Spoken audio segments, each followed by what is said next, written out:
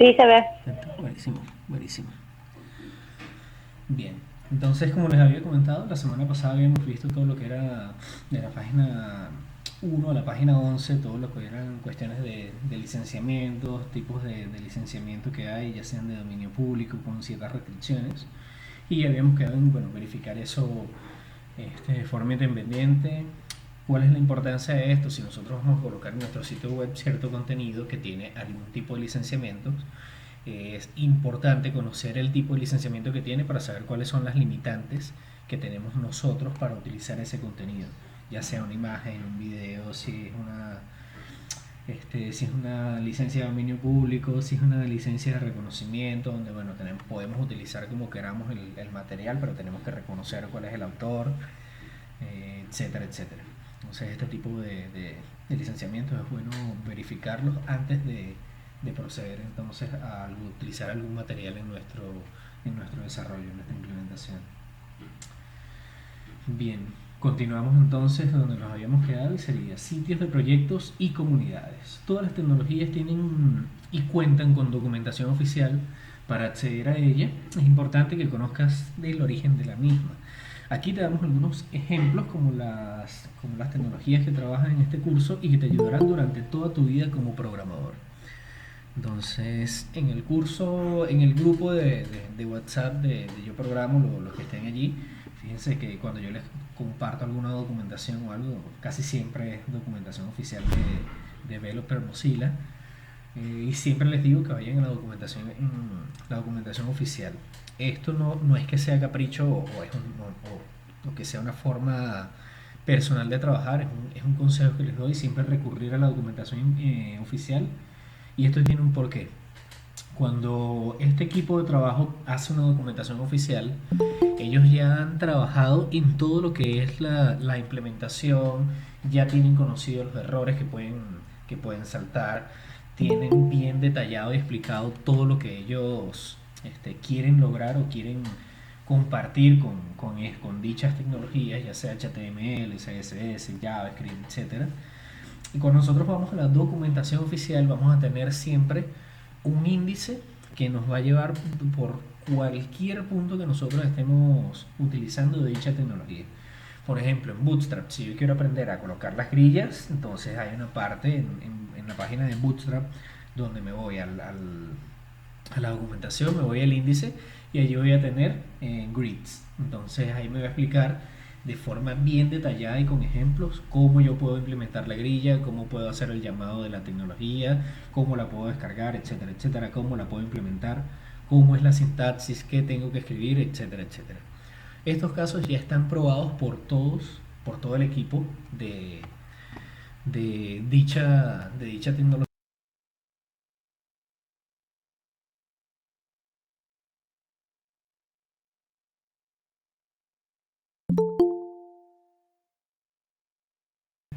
que nosotros no tengamos bien claro. Entonces, bueno, perfecto, podemos recurrir a alguna otra fuente de donde ya veamos que hay ciertas personas que ya han avanzado muchísimo con algún desarrollo similar al que estamos haciendo. De repente comparten el código por GitHub, comparten algún ejemplo que nos sirva. Entonces, bueno, perfecto. También eso es bueno y no deja de ser importante. Pero siempre tengamos como buena práctica recurrir a la documentación oficial, ya que como les dije, siempre ellos ya han pasado por casos de problemas con implementación, con casos de uso que a lo mejor se encuentran allí, son similares a los que ustedes vayan a estar intentando resolver. Y bueno, ya con la documentación oficial es más que sabido que es muy buena la fuente de información. Bien. En el Classroom, aquí me está preguntando dónde se pueden obtener los PDFs que estamos leyendo. En el Classroom, en el link del grupo, de todas maneras, ahí compartieron el link. En ese Classroom ahí va a estar disponible todo el material. Igual recuerden que este Classroom, esta documentación que está publicada allí, es de la etapa 2. Siempre hagan una comparación por las dudas. Hasta ahora yo no he visto ninguna diferencia entre la etapa anterior y esta etapa. No he visto gran diferencia, es la misma información, pero siempre por las dudas mantengámonos comparando por si acaso, por si falta algo, si sobra algo, si agregaron información, si simplificaron alguna información, pero hasta donde he visto la documentación es exactamente igual. Así que con ese link que pasaron por allí por el grupo pueden descargar estos PDF y pueden ir estudiando con ellos. Así que ahí están disponibles allí, gracias a Marcelo, que es quien nos está dando una mano muy importante con esto. Hay algunos videos también, ejemplos y bueno, desde allí pueden tener están todos los módulos, los módulos completos. Bien, volviendo al tema, entonces, como estos equipos de trabajo ya han tenido todo este tipo de casos de uso, siempre te van a dar una solución y bueno, siempre la fuente oficial es la que marca la pauta, como quien dice, dentro de cada tecnología. Aquí vemos que nos comparten los links de la documentación oficial de HTML, CSS, JavaScript, Angular, ya todo esto es lo que vamos a ver dentro del curso, todas estas tecnologías, Spring Boot, etcétera, etcétera. Entonces les recomiendo que de vez en cuando, una vez que finalice la clase o cuando tengan tiempo en la semana, puedan ir viendo cada una de los links para que se vayan familiarizando y vayan entendiendo el uso de cada una de estas tecnologías. Siempre es bueno tener a mano estos links, ya que bueno, más de una vez, como siempre les digo a los chicos, un programador no es que se sabe, ya sea del front o del back, no es que se sabe absolutamente el 100% de los comandos, sabe cómo hacer 100% todos los desarrollos o las soluciones que va a implementar. Siempre hay que recurrir porque se nos escapa algo, se nos olvida algo. Así que no existe un desarrollador perfecto. Así que bueno, siempre es muy importante tener en cuenta y tener a la mano estos links. Avanzamos entonces con Stack Overflow, que bueno, es muy buena referencia también. La descripción que hace la propia página web del servicio nos parece suficientemente concreta y precisa, por lo que no hace falta añadir demasiado a la descripción. Stack Overflow es una comunidad abierta para cualquiera que codifique. Lo ayudamos a obtener respuestas a sus preguntas de codificación más difíciles, compartir conocimientos con sus compañeros de trabajo en privado y encontrar el próximo trabajo de sus sueños. Esta es una web también muy importante. Yo creo que después de la documentación oficial aquí vamos a encontrar muchas de las soluciones o mucho del código que vamos a necesitar en nuestro ámbito laboral, nuestro ámbito secular de estudio, para las prácticas y todo esto, porque muchas personas programadores que tienen algún inconveniente o que están haciendo algún tipo de desarrollo, están innovando dentro de lo que es la codificación, comparten sus códigos, comparten allí sus dudas, entre toda la comunidad se van ayudando, van mostrando todo lo que pueden aportar a la comunidad. Por lo tanto, es una página que tiene muy buena referencia. También les invito a que puedan visitarla. Si tienen algún problema, se van a topar muchísimas veces con esta página en el caso de utilizar algún motor de búsqueda para buscar la solución, para encontrar una solución. Así que es bueno también no solamente encontrar respuestas aquí, sino también si podemos colaborar, de repente estemos haciendo algún desarrollo, algo bueno, que deseemos compartir con la comunidad, también sería bueno, porque bueno, estamos aquí por eso estamos también haciendo estas clases grupales, porque estamos aquí para ayudarnos. Incluso dentro de la documentación de Argentina Programa nos invitan a que compartamos con nuestros compañeros, que nos reunamos, que podamos debatir qué solución sería la mejor, qué estás haciendo, mira, yo estoy entendiendo esto, no estoy entendiendo lo otro, y bueno, compartamos ese conocimiento. Esta web, este website, cumple con esa función. Es una website muy completa en cuanto a lo que son soluciones para desarrollo, así que sería muy bueno que pudiésemos hacernos parte de ella para encontrar, como les dije, respuestas a lo que nosotros estemos necesitando y también compartir y ayudar a los demás colegas. Si eres un desarrollador, puedes acceder a diferentes funciones y características de gran utilidad. Entre ellas se encuentran las siguientes: obtener respuestas de más de 16.5 millones de preguntas, retribuir el apoyo compartiendo conocimiento con otros, compartir información de manera privada con compañeros de trabajo, encontrar trabajo adecuado a través del listado de alta calidad, filtrando mediante título, tecnología, salario. También es una página donde podemos encontrar diferentes oportunidades para también algún trabajo que nos salga. X no he utilizado mucho esa parte, pero sí he visto algunas personas que lo han utilizado, conozco algunas personas que lo han utilizado y bueno, siguen las recomendaciones. Después de la documentación oficial pueden dirigirse tranquilamente a esta página para poder encontrar respuestas. Veamos aquí también glosario de recursos útiles. Lo estuve viendo y es muy completo todo lo que nos entregan aquí. Bueno, cursos de programación, si quieren de repente vincularse con algún otro curso, ver alguna otra segunda opinión, aparte de lo que nos vayan a decir los profesores en Argentina Programa, aparte de lo que esté dentro de la documentación. Siempre es importante no quedarnos solamente con lo que nos dan, sino también investigar por nuestra parte. Recordemos que la educación pedagógica se acaba en la secundaria y desde la etapa universitaria en adelante la educación es netamente andragógica, donde nosotros somos los únicos responsables de entender y aprender lo que estamos estudiando. Ya la figura del profesor es simplemente un facilitador que nos da cierta información, pero todo lo que nosotros podamos aprender y adquirir dentro de cualquier casa de estudio, dentro de cualquier institución educativa como Coursera, Udacity, etcétera, etcétera. La educación es netamente andragógica y por eso es que han tenido tanto auge todo lo que son las plataformas de aprendizaje autoasistido. Tenemos un profesor que nos da una clase quizás una vez a la semana, dos veces a la semana, una vez al mes, y por lo tanto el resto del conocimiento que nosotros podamos adquirir van a ser partiendo o fundamentado en la documentación que nos entrega la institución y yo diría que eso sería un 20, un 30% y el resto sería de la práctica que nosotros podamos tener, de lo que podamos investigar. Entonces, bueno, aquí como alternativas nos entregan estos links. Particularmente les comunico un dato que es no menor. En Coursera, Google tiene ciertos cursos que, bueno, los que tengan algún correo que tenga un dominio.edu, pueden inscribirse gratuitamente. Son cursos que Google, que tienen un costo de entre 50 y $400 y Coursera regala uno gratis a los que tengan este tipo de correos, estos correos con dominio.edu. Así que bueno, como tips adicionales tiro eso por si les interesa.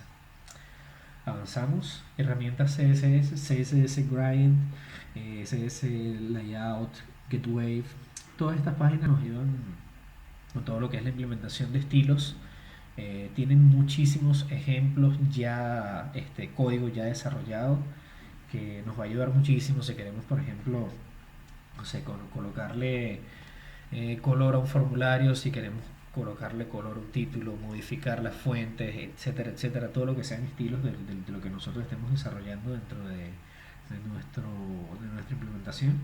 Estas fuentes yo particularmente he utilizado mucho estas dos, así que bueno, les invito también a que puedan visitarlas, puedan verificar, a lo mejor en algunos que ya hayan comenzado con la actividad del primer módulo, si necesitan, es puro maqueteo obvio, pero bueno, si necesitan verificar algo, les recomiendo mucho estas páginas. Incluso cs3.me también lo he utilizado en varias oportunidades, así que es bueno que nos ofrezcan todo este tipo de herramientas y, como les dije antes, tener todos estos links a la mano para poder avanzar más rápidamente.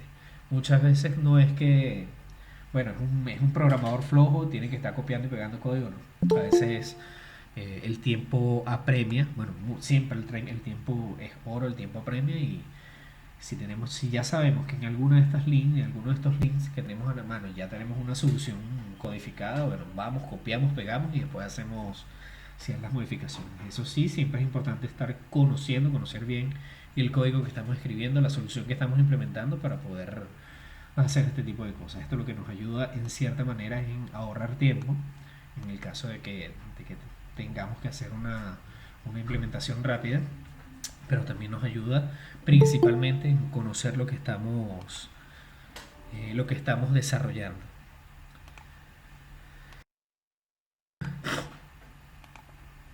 Bien. Herramientas Bootstrap. Por ahí en la semana también vi algunas preguntas de Bootstrap. Em, Recomiendo principalmente visitar esta página antes que nada. Es muy importante conocer cómo trabajar en la grilla, cómo trabajar, cómo implementar Bootstrap dentro de nuestro sitio web, dentro de nuestra página web, porque esto nos va a facilitar mucho la vida. Yo siempre hago la comparación, a lo mejor esté mal, pero es como si estuviésemos trabajando la página web como una hoja de Excel. Para mí Excel es una de las mejores herramientas que tiene la ofimática, pero Bootstrap es como tener Excel y organizar todo lo que es el diseño de la página, el maqueteo de la página con Excel, pero bueno, obviamente utilizando esta herramienta con ciertas clases. Entonces es muy importante, nos va a facilitar muchísimo la vida, perdón, al momento de distribuir todo el contenido dentro de la página web, dentro de lo que es el maqueteo. Para los que no sepan, bueno, maqueteo es una terminología, para mí es un lunfardo que se utiliza para, bueno, establecer cuál es la estructura de la página. Es como cuando nosotros estamos haciendo un plano de una casa que colocamos las líneas. Bueno, esta va a ser la separación del baño, esta va a ser la separación del living, la cocina. Exactamente pueden ver lo mismo, pero en la distribución del contenido dentro de lo que es el HTML, dentro de lo que es el site, sin nada de contenido, simplemente como colocar el esqueleto. Entonces Bootstrap nos va a facilitar mucho la vida al momento de hacer ese maqueteo, al momento de hacer esa distribución. Así que bueno, es importante que conozcamos el uso, su implementación y bueno, las diferentes herramientas que tiene. Tiene iconos, tiene temas, tiene implementaciones ya hechas, tal cual como las páginas interiores. Te muestran ejemplos que te pueden servir, que parten de una base y después de ahí tú puedes hacer cualquier cantidad de cosas. HTML, Minifier nunca la he visitado, he utilizado particularmente W3 Schools. Para los que ya leyeron todo lo que era la creación del protocolo HTTP, de lo que es URL, de lo que es el World Wide Web, que sería la www, sabrán que esta página es la página oficial que lleva adelante todo lo que es el proyecto de la implementación de los sitios web y el desarrollo y la ampliación de la web. Así que esta es una fuente muy importante, extremadamente importante, creo que para mí es la más importante de las tres que muestran aquí, por lo que también les invito a que la tengan muy a la mano, junto con la documentación oficial, muy por encima también de Stack Overflow, que a pesar de ser una comunidad muy grande, W3 School es muy buena, te da la información muy digerida. Les permite también, les va a permitir conocer muchísimo lo que son las buenas prácticas, tal cual como debería ser. Siempre debemos apegarnos a las buenas prácticas y es por eso que vuelvo y repito, quizás suene fastidioso, pero es importante conocer las buenas prácticas e implementarlas para que nuestro código sea mucho más legible para cualquier otro colega, para que sea un código muy simplificado, para que el código tenga una funcionalidad óptima. Si nosotros queremos cumplir con esos tres requisitos, siempre debemos utilizar las buenas prácticas. No siempre se van a poder utilizar, de repente nos vamos a encontrar trabajando en un equipo que no ha utilizado buenas prácticas, quizá ha utilizado algunos atajos, etcétera. Pero bueno, conociendo las buenas prácticas, al leer el código que ha escrito alguna otra persona, se van a dar cuenta de lo que hizo la otra persona, del por qué lo hizo, y eso les va a ayudar muchísimo de repente a leer un código que no esté totalmente documentado. Así que bueno, yendo lo que es HTML, yo les recomendaría, estas dos no las conozco mucho. Esta nunca la he utilizado, esta creo que he pasado por aquí algunas veces, la segunda, Color Code, pero esta sí la he utilizado muchísimo, yo creo el 90% de las veces, así que se las recomiendo muchísimo. Herramientas e imágenes de alta resolución, bueno, siempre lo utilizamos. en cualquier momento hemos utilizado realmente un búsqueda en Google para encontrar una imagen que haga referencia a tal cosa. Con la creación de los grupos de Argentina Programa había un montón de grupos que ya tenían imágenes y eso, bueno, esas imágenes gratuitas seguro que las hemos sacado de algunas de estas páginas. Así que esto se vincula muchísimo con lo que les comentaba anteriormente del licenciamiento. Algunas de estas páginas, bueno, por aquí no veo ninguna que no sea gratuita. No las conozco todas, obviamente, pero de las que conozco, todas son gratuitas. FreePic, Pixels, FreeImage. Todas estas páginas nos ofrecen una gran cantidad de imágenes en alta resolución que vamos a poder utilizar dentro de nuestra implementación, dentro de nuestro desarrollo. Así que bueno, esta es una buena fuente que tenemos pues, como para colocar, como para continuar con el desarrollo y la implementación de nuestro sitio web, imágenes, etcétera, banners, fondos, lo que sea. Herramientas frontend.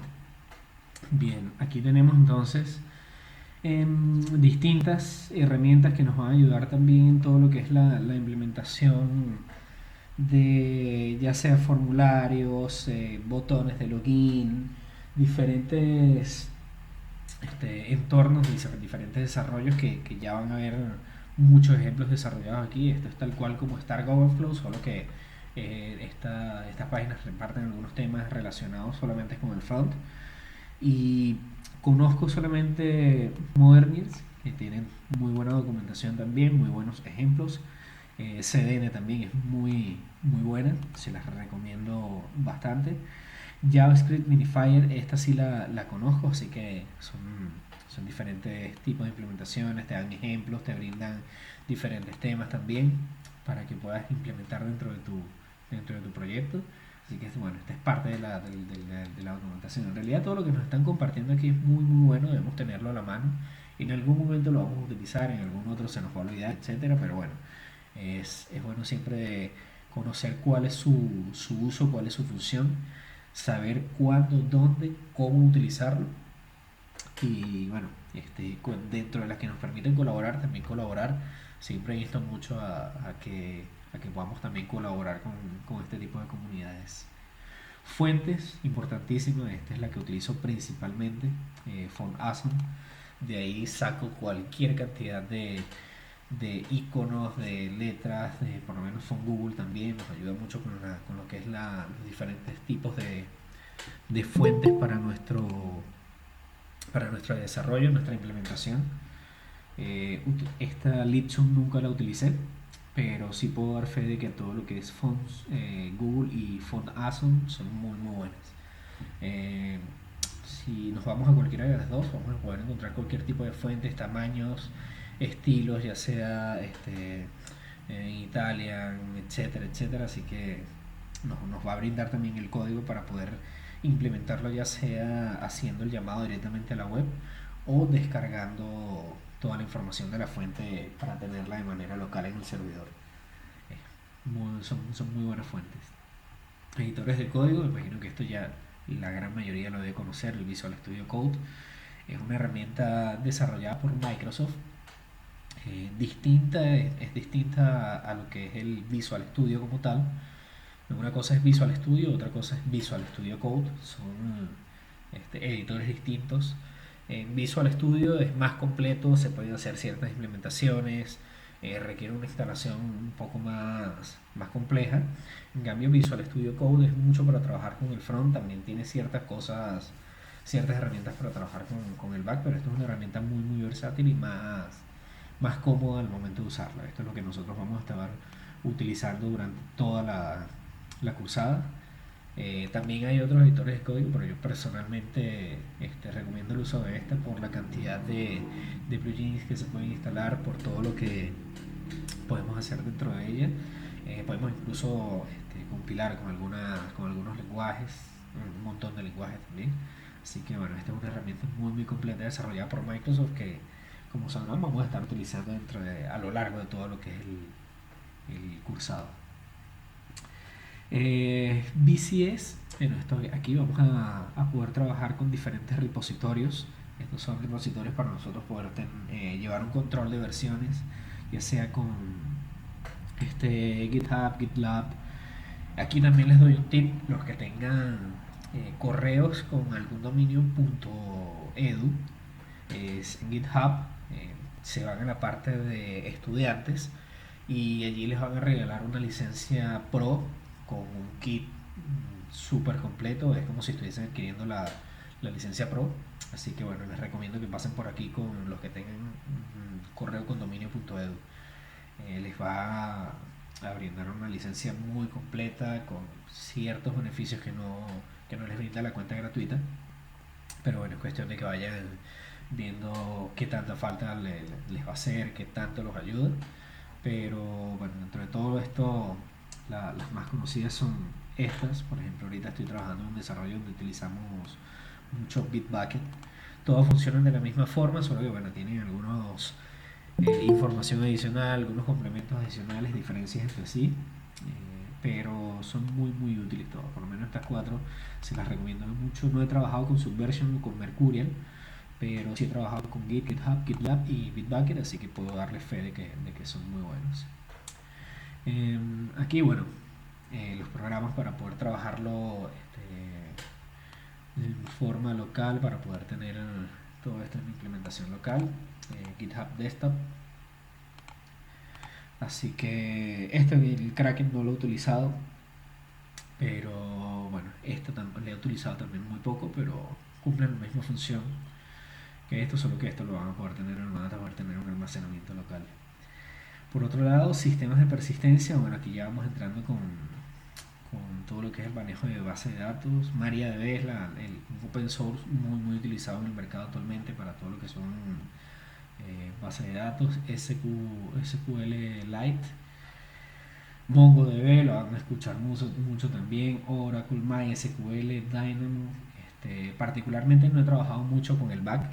Les recuerdo, también estoy igual que ustedes aprendiendo en el curso, pero sí he tenido la oportunidad de trabajar con MariaDB y con Mongo en algunas implementaciones que hice anteriormente. Complementos también con el front, así que bueno, son fuentes open source para trabajar con bases de datos muy buenas. También tienen muy buena documentación y volvemos a lo que les decía al inicio, siempre recurrir a la documentación oficial nos va a ayudar mucho, nos va a salvar muchísimo las papas, porque aparte de que vamos a encontrar respuestas, vamos a tener todo lo que son las buenas prácticas de implementación en cada uno de estos desarrollos. Así que es bueno tener en la mano todo esto. Los navegadores, bueno, lo vimos la semana pasada, no solamente que quedarnos con una fuente, cada motor de búsqueda prioriza de manera distinta, te trae información de forma distinta, te lo indexa de forma distinta. Así que, bueno, esto va de la mano con todo lo que vimos la semana pasada de las diferentes formas de buscar información en Google. No es solamente meterme en el motor de búsqueda, escribir lo que quiero y darle enter para que me traiga 30 millones de resultados. No, tenemos que saber cómo buscar, dónde buscar, qué es lo que voy a escribir para que pueda Google, Yahoo, Brave, todos esos motores de búsqueda para que puedan entender qué es lo que yo estoy buscando. Porque bueno, no sé si les ha pasado que colocan, no sé, Monster Truck, que están buscando algo, un tema en específico y les trae cuestiones que nada que ver con la búsqueda que están haciendo. Entonces, esto es porque necesitamos conocer cómo funciona el motor de búsqueda que estamos utilizando y cuáles son los diferentes parámetros que tenemos que darle a ese motor de búsqueda, cuáles son los diferentes operadores para que me traiga la información específica. Recordemos que mientras más resultados, la búsqueda es menos eficiente. Mientras más resultados nos traiga Google. Por ejemplo, yo quiero ver, no sé, video de programadores. Entonces me va a traer 35 millones de resultados, pero eso no necesariamente que me traiga muchos resultados quiere decir que la búsqueda fue eficaz. Necesitamos decirle, bueno, necesito videos de programadores explicando tal cosa. Entonces ahí ya se va a reducir muchísimo los resultados de búsqueda y bueno, es con eso a lo que me refiero de saber cómo preguntarle al motor de búsqueda para que nos traiga la información que de verdad necesitamos. Eh, Todos estos navegadores son muy buenos, particularmente la gran mayoría utiliza Chrome, seguro, Firefox, pero bueno, siempre es bueno tener también otras opciones, así que bueno, los invito, si utilizan solamente Chrome, los invito también a utilizar alguna otra por lo menos por probar, para que puedan también diversificar con los motores de búsqueda y con los navegadores. En servicios web, bueno, en Amplify lo he utilizado mucho con Amazon Web Service, REST API también. Aquí, bueno, esto de las APIs y todo este tipo de cosas las vamos a ver más adelante, así que no les quiero ampliar mucho la información de esto para no confundirnos. Pero son fuentes también muy buenas de servicios web. Desarrollo de API, bueno, perdón. Me estaban preguntando por Postman también en la semana o la semana pasada. Postman lo he utilizado muchísimo. REST Client no lo he utilizado mucho. He utilizado más Postman. Postman es un software que nos permite a nosotros verificar todo lo que son los métodos get, métodos put, todos los métodos que vamos a utilizar para hacer que la información viaje dentro de lo que es el front y el back. Así que bueno, estos métodos van a requerir que nosotros hagamos pruebas para saber por dónde está viajando la información, tirar del hilo para saber, bueno, esta información está pasando por aquí, pasó por aquí, se hizo esto con esta información, viajó al back de esta manera, pasó por todo, llevó todo este camino. Entonces Postman es una herramienta que, bueno, particularmente utilizo mucho y les recomiendo bastante también. Obviamente tiene su documentación, vuelvo y les repito, utilicen la documentación oficial. Servicios cloud, bueno, estos son los más fuertes. Tenemos Azure, Amazon Web Service, Google Cloud y Docker. Aquí vamos a tener servicios no solamente de hosting, también vamos a tener servicios de virtualización de servidores, virtualización de servicios, etcétera, etcétera. Que esto en un momentito ya les voy a explicar dónde podemos verlo y dónde podemos implementarlo. Pero bueno, son herramientas que nos van a nosotros, con las que vamos a trabajar día a día y que nos van a facilitar la vida muchísimo. WordPress, todos los conocemos, los diferentes CMS que tenemos, Magento, Blogger. Actualmente en la empresa donde trabajo utilizamos mucho WordPress y Magento, así que Blogger lo utilizan algunas personas en otros grupos de WhatsApp también. Eh, para, bueno, desarrollar también sus diferentes implementaciones en HTML, sus diferentes páginas. Como todos sabemos, WordPress nos ayuda muchísimo a desarrollar todo lo que son sitios web sin estar obligados a saber de código. Se le puede implementar código, obviamente, pero le facilita muchísimo la vida de las personas que no conozcan y que no quieran aprender todo lo que es el desarrollo web. Blogger, Magento también son herramientas muy buenas que nos van a permitir trabajar con la visualización de cierto contenido en la web. Firewalls de backend, bueno, framework de backend. Go no lo he utilizado TypeScript, Node.js, Express.js también, Python, bueno, muy poco lo he utilizado, pero se utiliza mucho en ciberseguridad, en el desarrollo de herramientas para ciberseguridad. Este lenguaje es muy versátil, es muy fácil también, muy intuitivo de aprender. Como les decía la semana pasada, es el curso de lo que es la primera etapa de Yo Programo. Me reía porque escuchaba a muchos chicos que decían que bueno, que nos vamos a volver expertos en Gobstone, que poner verde, quitar verde, mover derecha, izquierda, etcétera, etcétera, todo lo que hicimos. Pero bueno, voy a meter un poquito la mano allí por la primera etapa, porque la primera etapa el objetivo principal era que nosotros pudiésemos aprender la lógica de la programación. ¿Por qué? Cuando nosotros entendemos la lógica de todo lo que es el desarrollo, la lógica programática, si quieren decirle de alguna manera, o la lógica de la programación, vamos a tener aprendido la mitad de cualquier lenguaje de desarrollo que nosotros vayamos a utilizar. ¿Por qué? Porque todos los lenguajes utilizan la misma lógica. La lógica de programación es una sola. Y entendiendo la lógica de la programación, que era el objetivo principal de la primera etapa de Argentina en Programa, nosotros vamos a poder aprender cualquier lenguaje de código más rápido.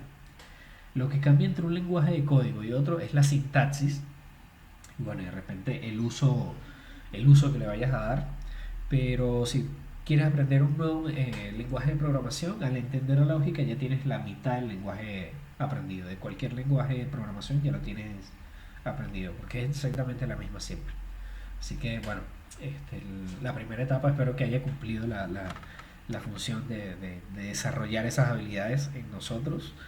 Y ahorita es que vamos a ver como que dice lo más profundo, la parte más fuerte de todo lo que es la programación, de todo lo que son las implementaciones, el desarrollo.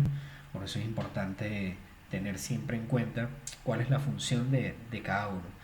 Es gracioso, yo también me reía al principio y dije, bueno, poner verde, quitar verde, bueno, ¿qué estoy haciendo? Parecía como que estuviese jugando buscaminas o algo, pero uno va entendiendo de a poco cuál es el objetivo de cada etapa.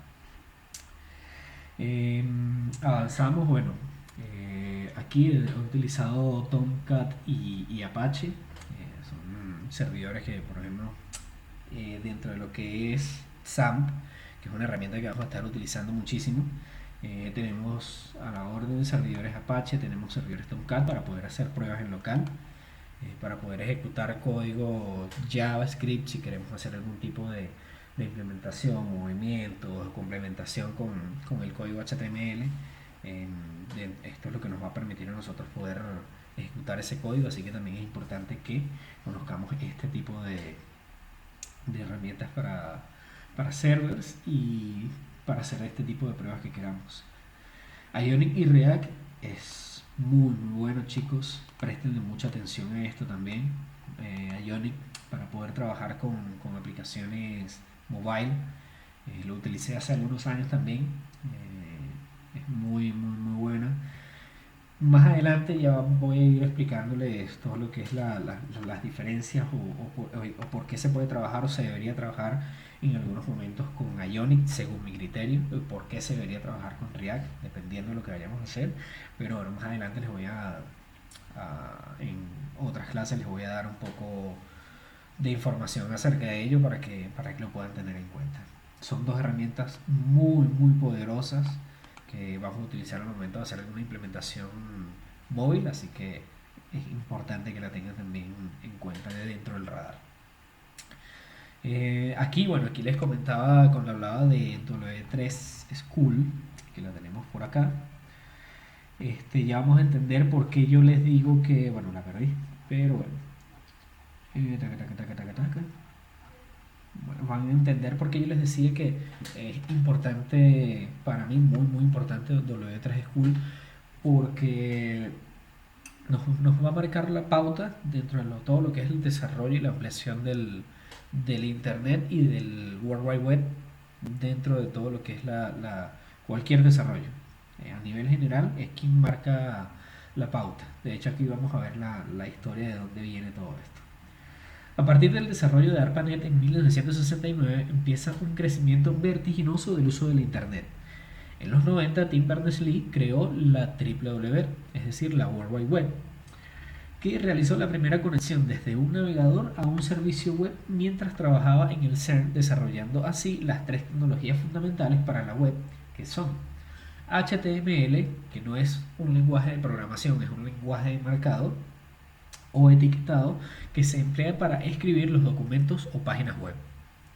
Siempre hay una lucha de siempre se arman discusiones diciendo, bueno, el HTML es un lenguaje de programación, es un lenguaje de marcado no.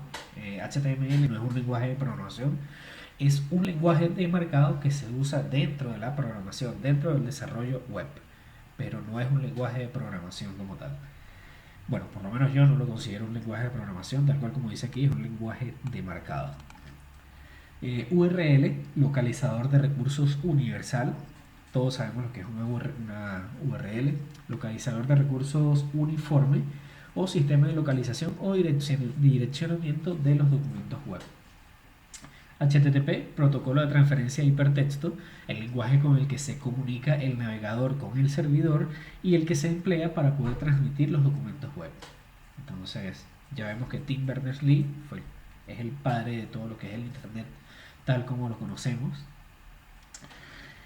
Y continuamos. Se trata entonces de una arquitectura cliente-servidor en la que cada dispositivo electrónico en la red, internet e intranet o extranet, actúa como cliente o servidor, lo que implica la comunicación entre procesos que hacen peticiones, los clientes.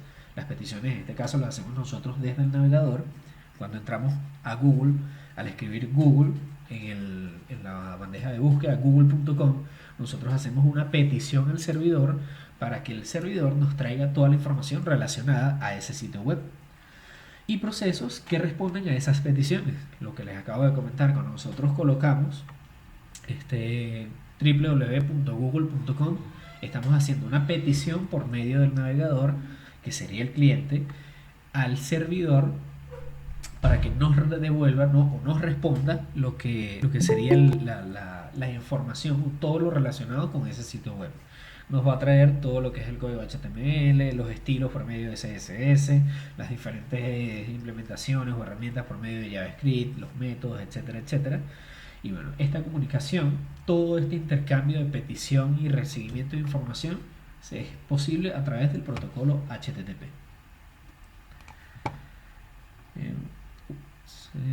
Aquí. Bien, aquí lo vemos, cliente, HTTP y web server. Es más o menos la arquitectura vista de manera gráfica. Nos metemos aquí en el equipo, hacemos la petición a través de HTTP. El servidor recibe la petición y nos devuelve a través del mismo HTTP toda la información que vamos a visualizar dentro del navegador. El 1 de octubre del 94, Tim Berners-Lee abandona el CERN y funda W3C, que de aquí viene todo lo que es W3 School, que es una organización que bueno, va a llevar adelante todo lo que es pauta del crecimiento de Internet, como lo dice aquí. En inglés, World Wide Web Consortium, organismo internacional que propone recomendaciones y estándares web que aseguran el crecimiento de la World Wide Web. Haciendo clic aquí podrás ver la evolución de la web. Mencionaremos los hitos más relevantes. Bueno, vamos a avanzar con los hitos. En el 91 surge el protocolo HTTP, definido como protocolo de red para sistemas de información hipermedia distribuidos. Muy próximo aparece HTML1, que es el lenguaje de mercado predominante en las páginas web. En el 95 Netscape creó JavaScript. Conocemos muy bien lo que hace JavaScript, un lenguaje de secuencia de comandos basado en prototipos y orientado a objetos. Esto es muy importante que lo tengan dentro del radar y que lo vayan leyendo, vayan investigando desde ya todo lo que es el paradigma orientado a objetos, la programación orientada a objetos, porque es una forma de nosotros poder abordar la programación muy muy interesante y que nos va a facilitar mucho la vida. Así que les recomiendo que investiguen por su parte todo lo que es el paradigma orientado a objetos para que lo tengan en el radar, lo tengan en cuenta y entiendan bien todo lo que es esto. De aquí se deriva el uso de las clases, subclases, etcétera, parámetros. Así que bueno, les dejo esa pequeña tarea para que puedan entender, porque esto nos va a ayudar, nos va a abrir mucho las puertas dentro de todo lo que es el Argentina en programa, dentro de lo que es la segunda etapa. El objetivo del lenguaje de JavaScript, de este lenguaje de programación, fue darle capacidad de ejecución al cliente de esta arquitectura web, es decir, al navegador. Cuando ejecutamos un script, estamos utilizando código de JavaScript, cuando utilizamos el envío de cierta información, la validación de algunos datos, todo eso lo podemos hacer con JavaScript.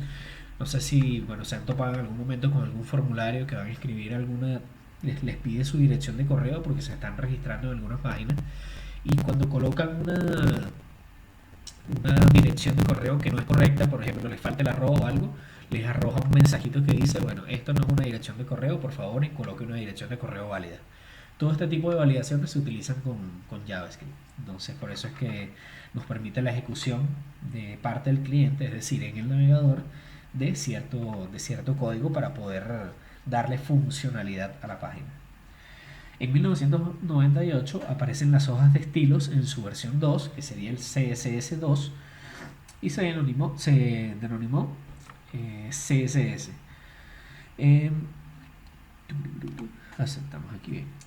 Del inglés Cascading Style Sheets, que es un lenguaje de hojas de estilos empleado para describir la semántica de presentación de un documento.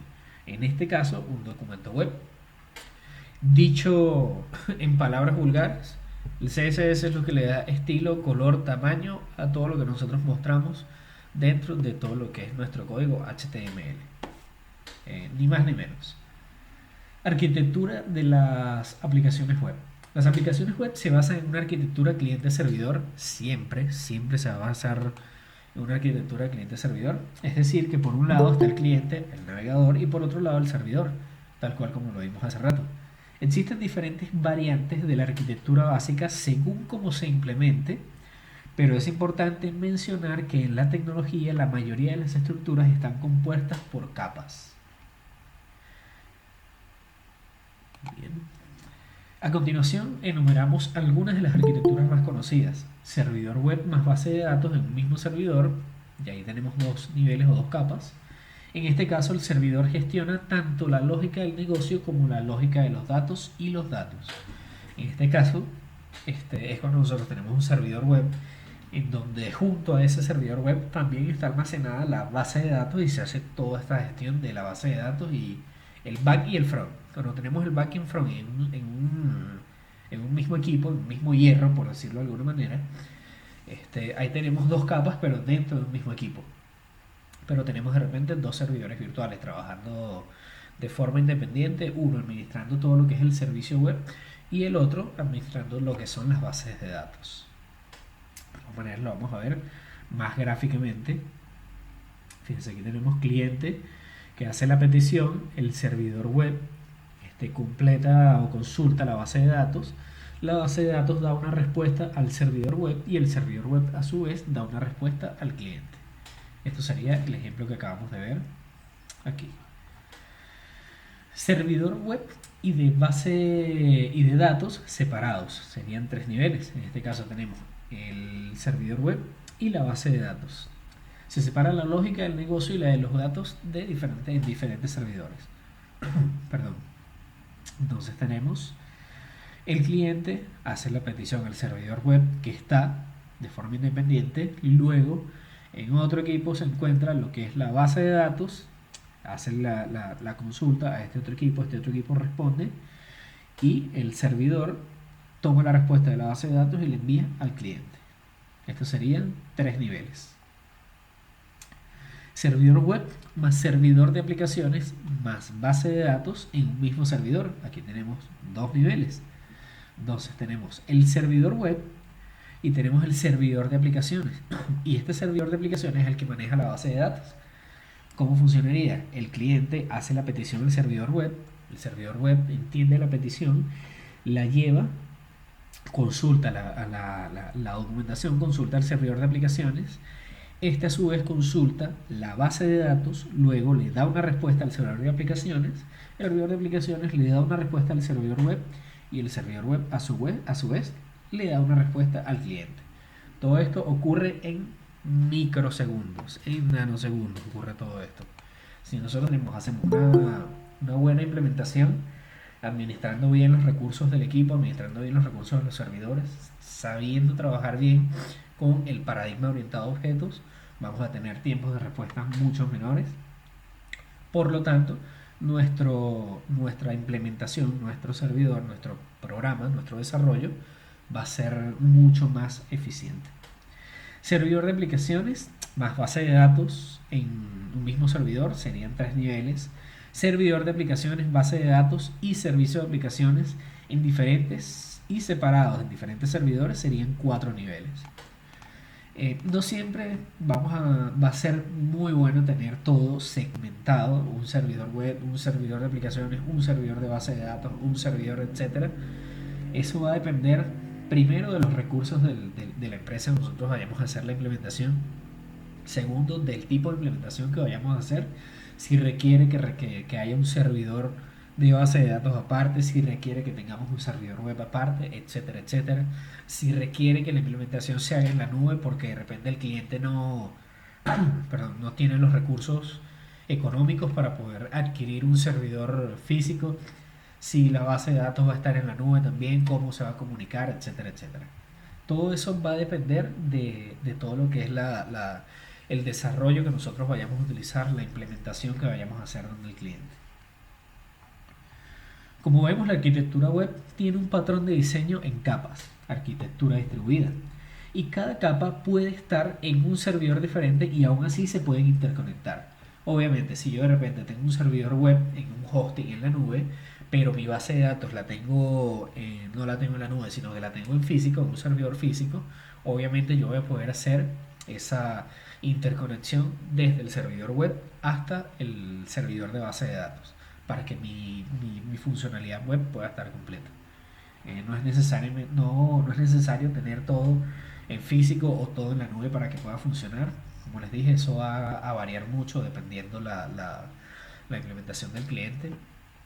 Pero bueno, últimamente todo se está llevando a la nube, todo se está digitalizando, por lo que se van a encontrar muchísimos casos con implementaciones en la nube. Y bueno, como un consejo particular, les recomiendo que aprendan o entiendan mucho todo lo que es la computación en la nube, todo lo que es el cloud computing, todo lo que lleva, todo lo que es el funcionamiento de la Amazon Web Service, desde el servicio web de Amazon, Azure también. Les recomiendo que vayan, por lo menos, no que se hagan expertos, pero que sí entiendan cómo funciona cada arquitectura, porque, por ejemplo, llegan a una empresa y bueno, trabajan con Google Cloud. Bueno, perfecto, entonces ya saben que Google Cloud puede tener servidor web, puede tener servidor de bases de datos, pueden tener equipos virtualizados, etcétera. O simplemente pueden tener levantado todo lo que es el servicio web, tienen todo lo que es la información, el código de su página y listo. Pero así como pueden estar con ese cliente o esa empresa donde ustedes van a trabajar con Google Cloud, también pueden tener Amazon Web Service, pueden tener Azure, etcétera, etcétera. Así que siempre es bueno saber cómo funciona cada herramienta para estar preparados y bueno, es como parte de nuestro interés de aprendizaje. Así que les recomiendo mucho que lo hagan. El objetivo de separar las distintas funcionalidades en distintos servidores es aumentar la escalabilidad y el rendimiento. Por ejemplo, el servidor web, al ofrecer servicios de HTTP, deberá tener una buena conexión a Internet, mientras que el servidor de base de datos requiere tener una buena capacidad de almacenamiento y procesamiento. Por eso de repente les ponía el ejemplo anteriormente de tener todo nuestro sitio web, todo nuestro hosting en la nube y a lo mejor tener un equipo físico para la base de datos.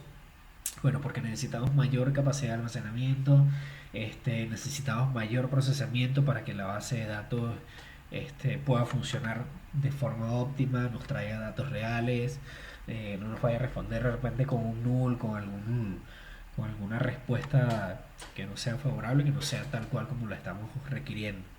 Entonces, vuelvo y les digo, eso va a depender mucho de cómo se hizo la implementación de ese desarrollo.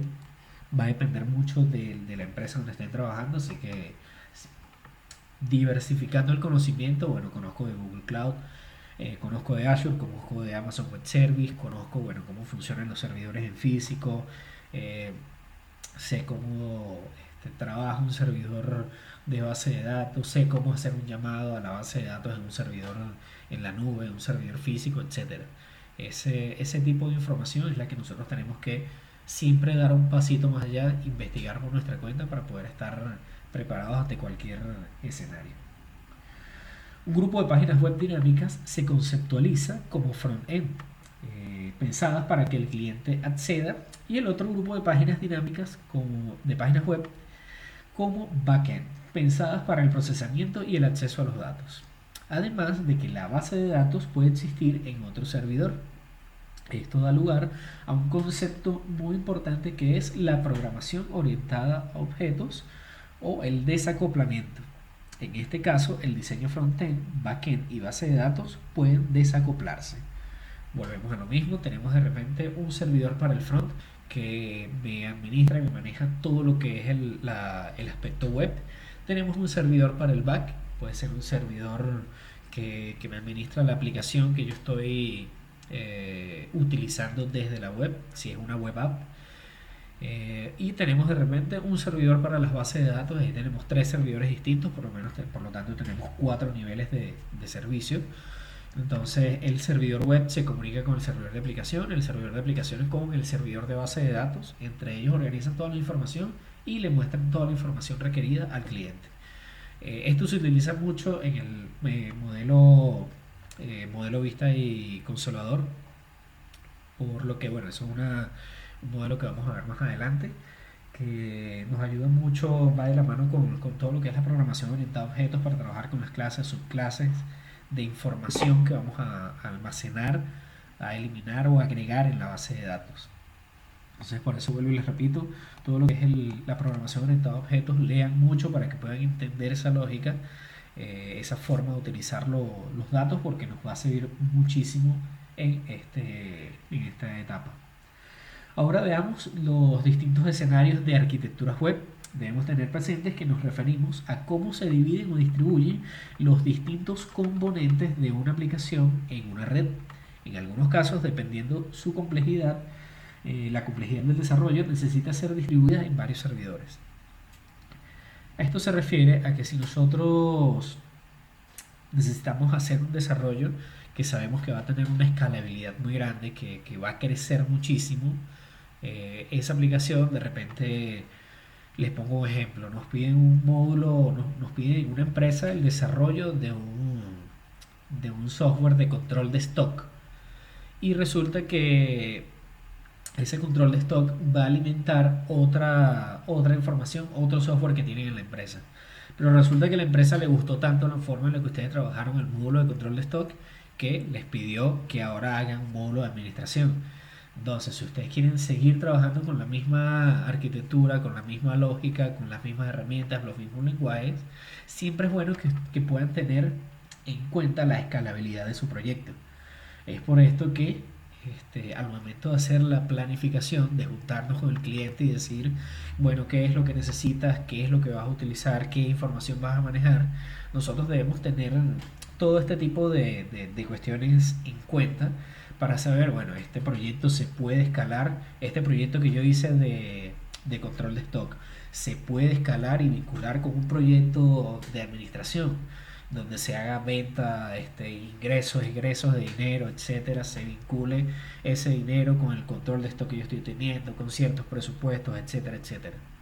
Al momento de nosotros planificar un proyecto, elaborar todos estos ítems, todos estos checkpoints, siempre es bueno conocer si este proyecto que estamos haciendo va a escalar o va a ir más allá, para que nosotros podamos entender y saber qué tipo de distribución vamos a utilizar dentro o qué tipo de arquitectura vamos a utilizar. Si vamos a tener una arquitectura centralizada donde solamente vamos a necesitar un servidor que es el que me va a manejar el servicio web, me va a manejar el servicio de base de datos, me va a manejar el servicio de aplicaciones, todo dentro de un solo servidor, o si voy a tener una arquitectura distribuida donde voy a requerir un servidor para el aspecto web, para el front, un servidor para el back y otro servidor para la base de datos. Entonces, es un aspecto importante que debemos tener en cuenta al momento de hacer una proyección, elaborar todo lo que son los pasos de un proyecto. Para finalizar, ya tenemos ya una hora, así lo suelto para que puedan disfrutar de su domingo. Les voy a dejar como pequeña tarea leer cómo están distribuidas estas arquitecturas. Fíjense que debajo de la imagen nos va a explicar con el numerito cómo es el escenario 1, escenario 2, y se van a dar cuenta de lo que les estaba comentando, de cómo funciona desde el sitio. Por ejemplo, una página web, ya sabemos que es una página, es una sola página. Un sitio web tiene varias páginas, es más de una página. Hacen clic, no sé, en quiénes somos nosotros y te lleva a otra página que te dice, bueno, nosotros somos esto, somos esta empresa, y así. Así que, bueno, les voy a dejar esto como una pequeña tarea para que puedan ir leyéndolo, puedan ir entendiendo los diferentes escenarios, para que puedan ir dándole, quizás a modo gráfico, lo que les he estado comentando hasta ahora. Bueno, no les quito más tiempo, avanzamos 10 páginas más. 11 páginas avanzamos dentro de lo que es el módulo. Recuerden que en el chat de aquí del grupo está el Classroom, desde donde pueden descargar toda la información. Esto quiere decir que uno contrata un hosting con poca capacidad y el programa es pesado, lo podemos vincular desde nuestra terminal.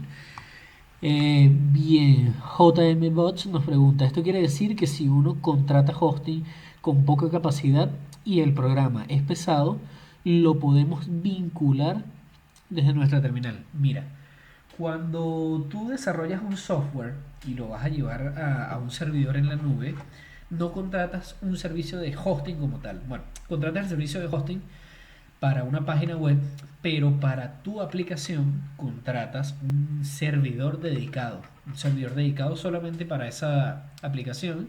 Y bueno, cuando tú haces ese desarrollo, tú vas a saber cuáles son los requerimientos mínimos que tiene o que necesita esa aplicación para funcionar.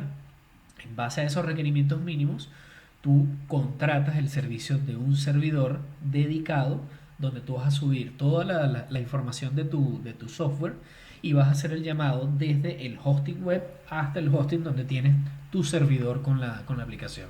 Por eso es que en el ejemplo anterior se veía, vamos a verlo aquí, fíjate, tenemos el servidor web y tenemos el servidor de aplicaciones.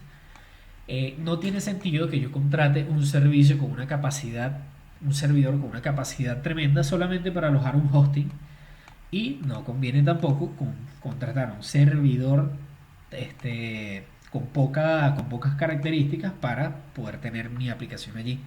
Por eso es que siempre en base a lo que tú vayas necesitando vas a ir requiriendo, ya sea el hosting web, ya sea un servicio, un servidor dedicado, etcétera, etcétera. Así que bueno, les dejo entonces esta pequeña tarea de que puedan evaluar estas imágenes que están aquí para que vean los distintos escenarios. Aquí nos ponen un ejemplo con Mercado Libre muy, muy bueno. Muy bueno. Mercado Libre es una empresa que no he trabajado con Mercado Libre, pero conozco a varios desarrolladores de allí y trabajan muy, muy bien todo lo que es el equipo de desarrollo dentro de lo que es la experiencia de mis conocidos. Así que está muy muy bueno el ejemplo. Les invito a que lo puedan ver y bueno, si no tienen más dudas, alguna pregunta, bueno, podemos dejar la clase entonces hasta aquí. Les recuerdo, todos los domingos nos vamos a estar reuniendo a las 14 horas. Si alguno no puede los domingos, si quieren que hagamos alguna clase adicional a los domingos, me pueden escribir por privado a mi WhatsApp. Aquí les voy a escribir mi número. Aquí lo tienen, este es mi número de WhatsApp por si acaso en- por si acaso lo necesitan. Bien, aquí nos pregunta, ¿servidor dedicado puede ser un VPN? Son dos cosas distintas. Un servidor dedicado, cuando lo tienes en la nube, accedes mediante una dirección que se asigna a ese servidor para que tú puedas entrar desde cualquier parte, sea por escritorio remoto, etcétera, etcétera, para administrarlo. Y una VPN es una red privada virtual que te brinda cierta seguridad para poder conectarte. Tú puedes conectarte al servidor a través de la VPN de la empresa donde estás trabajando, etcétera, etcétera, pero son cosas totalmente distintas. Como les dije, bueno, allí les dejo mi número de teléfono. Si quieren hacer clases adicionales, aparte de las que estamos haciendo los domingos, estoy totalmente abierto a escuchar las propuestas de los horarios. Pero por el momento, bueno, vamos a continuar todos los domingos a las 14 horas. Bueno, sin nada más que agregarles, chicos, gracias por haber asistido. Esto nos ayuda a todos. Y bueno, estas clases, les recuerdo, se están grabando. Yo las voy a ir subiendo a YouTube para que puedan verla lo que no pueden estar los domingos, para que puedan visualizarla en la semana. No sé, de repente no pudieron asistir algún domingo porque estuvieron ocupados X o Y. Yo les voy a compartir el link por el grupo de WhatsApp, el grupo de Discord. Y Marcelo también va a estar subiendo también allí la información al Classroom.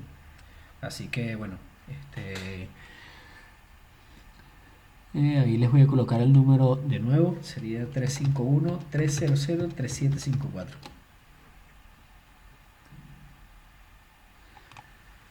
Bueno chicos, no les quito más tiempo, espero les haya sido de ayuda a la clase, que tengan un excelente domingo.